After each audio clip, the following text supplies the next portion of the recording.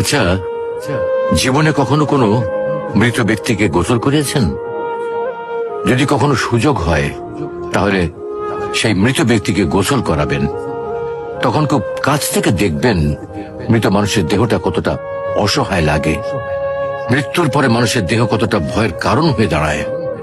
সুযোগ পেলে রাতে লাশটা পাহারা দেবেন, তখন বুঝতে পারবেন প্রিয় মানুষটার লাশ রাতের বেলায় আপনার কাছে কতটা অদ্ভুত লাগে, কতটা ভয়ের কারণ হয়ে ওঠে, কতটা আতঙ্কের কারণ হয়ে যায়।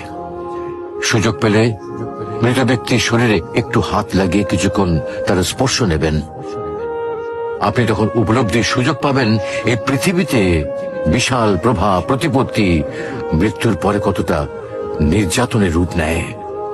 সুযোগ পেলে আপনজনদের লাশ কবরে নামাবেন খুব আগ্রহ নিয়ে।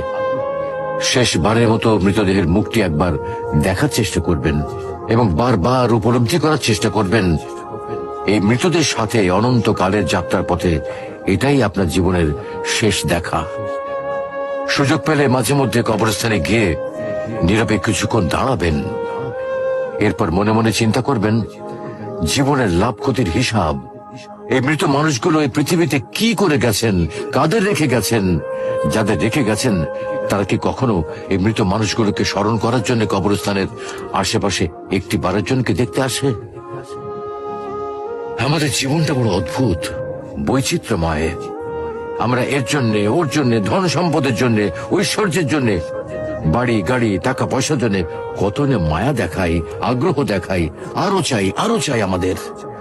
অথচ এই জীবনে আমরা মৃত্যুর কথা না ভেবে, পরকালের জবাবদিহির কথা না ভেবে কিভাবে আরো সম্পদ অর্জন করতে পারি সেই চিন্তায় বিভোর থাকি। হায় রে জীবন, এখনো সময় আছে, ফিরে আসুন মহান রবের দিকে।